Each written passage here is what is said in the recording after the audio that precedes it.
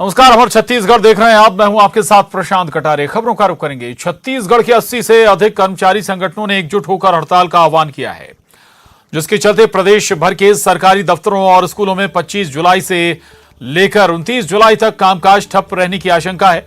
राज्य के कर्मचारी केंद्रीय कर्मचारियों के समान महंगाई भत्ते और एचआरए यानी मकान किराया भत्ता की मांग कर रहे हैं।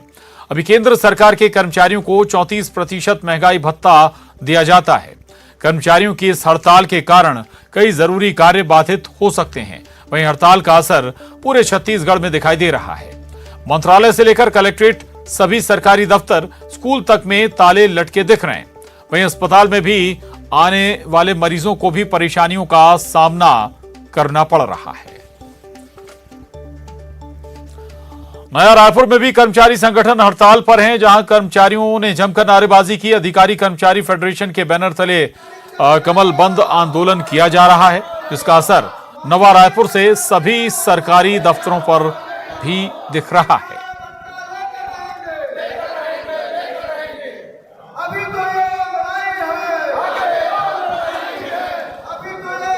ये तस्वीरें देख रहे हैं आप। नया रायपुर में भी सरकारी काफी जगह जो कर्मचारी संगठन है वो हड़ताल पर हैं।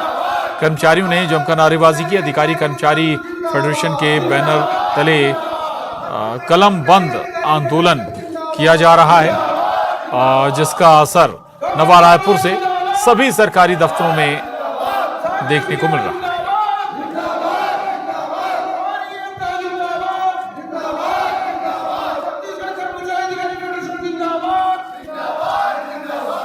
उधर कर्मचारियों की हड़ताल का असर रायपुर कलेक्ट्रेट में भी देखने को मिला। कलेक्ट्रेट से लेकर अन्य सरकारी दफ्तरों में भी ताले लगे मिले। ऐसे ही हालात 5 दिनों तक रहने की आशंका है। कलेक्ट्रेट परिसर में सन्नाटा पसरा हुआ नजर आया है। छत्तीसगढ़ के सरकारी स्कूलों, सरकारी दफ्तरों में और अलग अलग विभागों में अगले 5 दिनों तक के ताला लटका मिलेगा, क्योंकि आज से लेकर 28 तारीख तक छत्तीसगढ़ के जो सरकारी कर्मचारी हैं वो हड़ताल पर हैं। डीए की मांग को लेकर डीए जो है वो केंद्रीय जो कर्मचारी हैं उनका डीए 34% तक है, और यहाँ पर जो छत्तीसगढ़ के जो कर्मचारी हैं उनका डीए 22% तक है। और यही वजह है कि केंद्रीय कर्मचारियों के बराबर डीए करने की मांग को लेकर कर्मचारी आज से 5 दिनों तक के अगले 5 दिनों तक कलमबद्ध हड़ताल पर है। और यही वजह है कि राजधानी रायपुर का जो कलेक्ट्रेट परिसर है, अमूमन अगर आम दिनों में अगर देखा जाए तो सोमवार को सबसे ज्यादा भीड़ दिखाई देती है, क्योंकि शनिवार रविवार को एक तरह से छुट्टी का रविवार को तो छुट्टी रहती है। और यही वजह है कि दूसरे दिन खासतौर पर अगर हम बात करें तो सबसे ज्यादा भीड़ यहाँ पर दिखाई देती है कलेक्ट्रेट में। लेकिन आप देख सकते हैं कि अलग अलग जो भाग है यहाँ पर ताला लगा हुआ है, जहाँ पर कर्मचारी बैठते हैं। आप देख सकते हैं कि तमाम चाहे अभिलेख कोष्ठ हो, चाहे अलग अलग डिपार्टमेंट हो, लोग यहाँ पर अमूमन यहाँ पर भीड़ नजर आती है। लेकिन लोगों को भी पता है कि अगले 5 दिनों तक कलमबद्ध हड़ताल है, और ये वजह है कि बिल्कुल यहाँ पर सन्नाटा पसरा हुआ है। जो कर्मचारी है, संगठन है, उनका कहना है कि जब तक के 34% डीए नहीं किया जाएगा उनका आंदोलन जारी रहेगा। फिलहाल 5 दिनों तक कलमबद्ध आंदोलन है, लेकिन यदि मांग नहीं मानी गई और इस पर कोई ठोस निर्णय नहीं लिया गया तो फिर ये जो हड़ताल है वो अनिश्चितकालीन हड़ताल में भी तब्दील हो सकती है। जाहिर तौर पर चाहे स्कूलों की बात करें, चाहे दफ्तरों की बात करें, यहाँ पर ताले लगे हुए हैं और इसका असर काम पर भी दिखाई देगा। कैमरा पर्सन राजेंद्र के साथ ममता लांजेवाला। हड़ताल का असर सरकारी स्कूलों में साफ नजर आ रहा है। राजधानी रायपुर के सरकारी स्कूलों में भी फिलहाल ताला लटका हुआ है। ये तस्वीरें रायपुर से, जहां तमाम जो सरकारी स्कूल हैं वो भी इस वक्त बंद हैं, ताला लटका हुआ है। इस हड़ताल का असर इन स्कूलों पर भी। सरकारी दफ्तरों और स्कूलों में आज से अगले 5 दिनों तक यानी कि 28 जुलाई तक के हड़ताल है, और इसका असर आप देख सकते हैं कि ये राजधानी रायपुर का एक सरकारी स्कूल है, और इसी तरीके से राजधानी रायपुर के जितने भी सरकारी स्कूल हैं वहां पर ताले लटके हुए हैं, कोई भी नहीं दिखाई दे रहा है। 2 शिफ्ट में ये स्कूल संचालित होता है। पहली शिफ्ट में आप देख रहे हैं कि यहाँ पर कोई भी नजर नहीं आ रहा है, टीचर्स भी नजर नहीं आ रहे हैं, और चूंकि बच्चों को भी ये पता चल गया था इसलिए यहाँ पर बच्चे भी नहीं नजर आ रहे हैं। रायपुर का ये सबसे बड़ा सरकारी स्कूल है।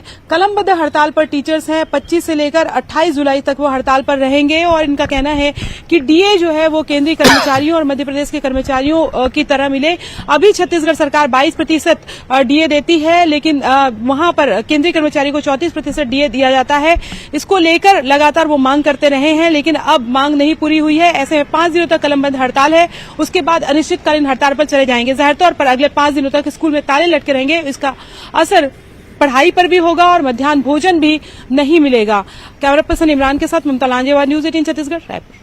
उधर सूरजपुर में अधिकारी कर्मचारियों की हड़ताल का असर दिखने लगा है। स्कूलों में शिक्षक नहीं पहुंच रहे हैं और वहीं दफ्तरों में भी हड़ताल का असर नजर आ रहा है। सरकारी कार्यालयों में आने वाले लोगों को परेशानियों का सामना करना पड़ रहा है। पूरे प्रदेश में ही शासकीय अधिकारी कर्मचारी फेडरेशन 2 सूत्रीय मांगों को लेकर आज से सामूहिक अवकाश पर चले गया, जिसका असर सूरजपुर जिले में भी बेतहासा देखने को मिल रहा है। ये स्कूल की तस्वीरें हम आपको दिखा दें कि यहाँ पर शिक्षक स्कूल में नहीं पहुंचे, क्योंकि शिक्षक संगठन भी अधिकारी कर्मचारियों के साथ में ही सामूहिक अवकाश पर चले गए हैं। बच्चे यहाँ स्कूल में बैठे हुए हैं, लेकिन शिक्षक मौजूद नहीं है। खुद ही बच्चे पढ़ा रहे हैं और खुद ही बैठे हुए हैं, शिक्षकों का इंतजार करते भी नजर आ रहे हैं, लेकिन शिक्षक यहाँ मौजूद नहीं है। केवल ये शिक्षा विभाग की ही बात नहीं है, चाहे वो स्वास्थ्य विभाग की बात हो, तहसील कार्यालय हो या दूसरे और विभागों के दफ्तर हो, सभी जगह की स्थिति ऐसी बनी हुई है कि कर्मचारी अधिकारी फिलहाल नदारत है अपने 2 सूत्रीय मांगों को लेकर। ऐसे में शासन किस तरह से इन अवकाशी प्रदर्शनकारी जो शासकीय अधिकारी कर्मचारी उनकी मांगों को लेकर कितना गंभीर होता है और कब तक इनकी मांगे पूरी होती है, ये तो देखने वाली बात होगी। वरुण राय, न्यूज 18 सूरत। मुंगेली में भी कर्मचारी अधिकारी फेडरेशन आज से हड़ताल पर हैं। डीए की मांग को लेकर कलेक्ट्रेट के सामने प्रदर्शन किया गया। सामूहिक हड़ताल से सभी शासकीय कार्यालयों में ताला लटका हुआ है। सभी शासकीय स्कूल भी बंद हैं। शिक्षकों के भी हड़ताल पर रहने से स्कूलों में भी पढ़ाई ठप नजर आ रही है।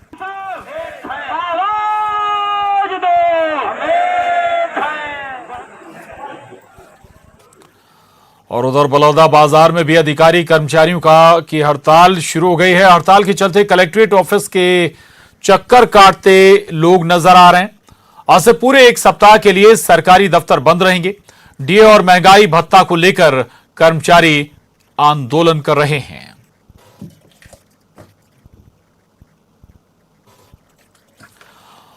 और युगल तिवारी, न्यूज 18 संवाददाता रायपुर से हमारे साथ जुड़े हैं। युगल, तमाम जो कर्मचारी और अफसर हैं वो एक साथ हड़ताल पर हैं और उसका असर पूरे प्रदेश में नजर भी आ रहा है। कैसे और क्या कोई बीच का रास्ता निकालने की अभी तक कोई कोशिश नहीं हुई, कोई बातचीत अभी शुरू नहीं हुई क्या?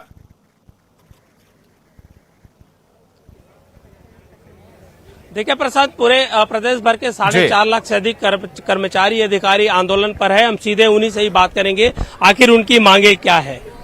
हमारी 2 सूत्रीय मांगे हैं। एक तो हमारा है केंद्र के समान जो 34% हमारा महंगाई भत्ता है वो अभी हमें नहीं मिला है, 22% ही दिया जा रहा है, 12% हम पीछे हैं।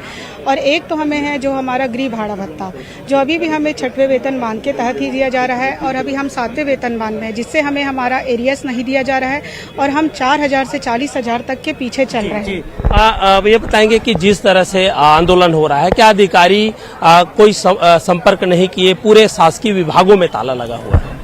देखिए, ये हमारे 2 सूत्री मांग पे की जा रही है। अभी तक कोई भी अधिकारी या कोई भी मंत्री हम लोगों को लिए इस मांग के लिए ऑफर नहीं किए हैं, जबकि अपना मेज टपटपा करके अपनी महंगाई भत्ता विधायक लोगों ने बढ़ा लिया है। अभी जब बाजार एक है, क्रय शक्ति एक है, तो फिर हमारे छत्तीसगढ़ में 4 प्रकार की महंगाई भत्ता कर्मचारियों को क्यों दिया जा रहा है? हमारा तो एक सिंपल सा मांग है भाई कि जो केंद्र सरकार ने घोषित किया 34% महंगाई भत्ता, वही राज्य सरकार को दिया जाए। 12% आगे क्या रणनीति रहेगी? और आगे रणनीति ये है, 5 दिन का तो ये है, जब तक सरकार अगर जागती है, भगवान उनको सद्बुद्धि देते हैं तो ठीक है, अन्यथा उसके बाद हमारी फिर मीटिंग होगी 29 तारीख के बाद और उसमें प्रदेश के कर्मचारियों को लंबे आंदोलन के लिए तैयार रहना है और करना ही है वो। जी बिल्कुल, देखिए लंबे आंदोलन के लिए तैयार है। बताएंगे कि पूरे विभागों में ताला है लगा हुआ है, काम हो नहीं रहा है, आम जनता परेशान हो रही है। सरकार आखिर क्यों मांगे नहीं मार रही? विभाग के अधिकारी क्यों नहीं सुन रहे? सर देखिए, छत्तीसगढ़ राज्य में 4 अलग अलग तरीके से हमें दिया जा रहा है महंगाई भत्ता और गृह भाड़ा भत्ता। सेंट्रल गवर्नमेंट के जितने भी अधिकारियों ने 34%, तो आप बिजली विभाग के कर्मचारियों को देखेंगे 28%, पेंशन कर्मियों को देखेंगे 17% और हमको दिया जा रहा है 22%। तो ये असमानता क्यों? महंगाई तो सभी के लिए एक बराबर है। ये काम बंद करने का हमको ये मौका सरकार ने दिया ही क्यों? हम ये चाह रहे थे कि ये हमारा मौलिक अधिकार था, ये हमारा हक था, ये हमें मांगने की जरूरत ही नहीं थी। ये अन्याय हमारे साथ क्यों किया जा रहा है? महंगाई हर व्यक्ति के लिए एक समान होती है, एक समान बढ़ती है। क्या एक IAS अधिकारी के लिए किसी भी चीज का सामान का रेट कई सूत्री मांगे इनकी, कई मांगे हैं एक साथ, और अब इन मांगों पर कितना शासन प्रशासन विचार करता है, ये वाकई देखने वाली बात होगी। युगल, शुक्रिया फिलहाल आपका इस पूरी जानकारी के लिए, धन्यवाद। आगे बढ़ेंगे। रायपुर से बड़ी खबर है, विधानसभा के मानसून सत्र का चौथा दिन है आज। रेडी टू ईट और कानून व्यवस्था को लेकर जमकर सदन में हंगामा हुआ है। सदन में सरकारी कर्मचारियों के आंदोलन का मामला भी गूंजा है। विधानसभा के मानसून सत्र में कई मामले उठे हैं। प्रश्नकाल के दौरान सदन में कई मामले देखने को मिले। Ready to eat food supply का मामला सदन में जोर शोर से गूंजा। रेडी टू ईट मामले को लेकर जमकर शोर शराबा भी हुआ और बीजेपी विधायक सौरभ सिंह ने इस मामले को उठाया। वहीं कृषि विभाग के अधिकारियों की जांच का मामला भी उठा। बीजेपी विधायक डॉक्टर कृष्ण मूर्ति बांधी ने इस मसले को जोर शोर से उठाया। प्रदेश की बिगड़ती कानून व्यवस्था का मामला भी बीजेपी विधायक शिवरतन शर्मा ने उठाया और गौठान गोबर खरीदी और वर्मी कंपोस्ट तैयार करने के मामले भी सदन में जमकर गूंजते नजर आए। JCCJ विधायक धर्मजीत सिंह ने इस मसले को उठाया। द्रौपदी मुर्मू जी 15वें राष्ट्र श्रीमती द्रौपदी मुर्मू जी को। और बड़ी खबर है, रायपुर से मौसम विभाग ने चेतावनी जारी की है। दक्षिण छत्तीसगढ़ के कई इलाकों में भारी बारिश हो सकती है। मौसम विभाग ने इसके मद्देनजर येलो अलर्ट जारी किया है। प्रदेश के कई जिलों में हल्की से मध्यम बारिश हो रही है। रायपुर में भी कई जगह खंड बारिश की संभावना बनी हुई है। तो ये बड़ी खबर है रायपुर से। छत्तीसगढ़ में मानसून लगातार सक्रिय है और यही वजह है कि अलग अलग जिलों में लगातार बारिश हो रही है। पूरे छत्तीसगढ़ में इसका असर दिखाई दे रहा है। राजधानी रायपुर में भी सुबह से मौसम सुहाना बना रहा और कई जगह पर खंड वर्षा भी हुई। इसी तरीके से मौसम विभाग ने दक्षिण छत्तीसगढ़ में खासतौर पर अलर्ट जारी किया है, येलो अलर्ट जारी किया गया है। कई जिले ऐसे हैं जहां पर भारी बारिश हो सकती है। JR साहू सर हमारे साथ मौजूद है, उनसे बात करते हैं। सर, किस तरह का सिस्टम बना है और किस तरह की बारिश की आशंका है, अलर्ट है? दक्षिण पूर्व मध्य प्रदेश एवं उसके आसपास मध्य समुद्र तल से 3.1 किलोमीटर की ऊंचाई पर एक ऊपरी हवा का चक्रवाती घेरा बना हुआ है। दूसरा जो है, मानसून की द्रोणिका जो है दक्षिण पाकिस्तान, जैसलमेर, कोटा, दमोह, अंबिकापुर और जमशेदपुर तथा दक्षिण पूर्व होते हुए पूर्वी मध्य बंगाल की खाड़ी से गुजर रही है, जो मध्य समुद्र तल से 1.5 किलोमीटर की ऊंचाई तक विस्तारित है। और इन दोनों सिस्टम के प्रभाव से छत्तीसगढ़ के अधिकांश हिस्सों में हल्की से मध्यम वर्षा होने की संभावना है।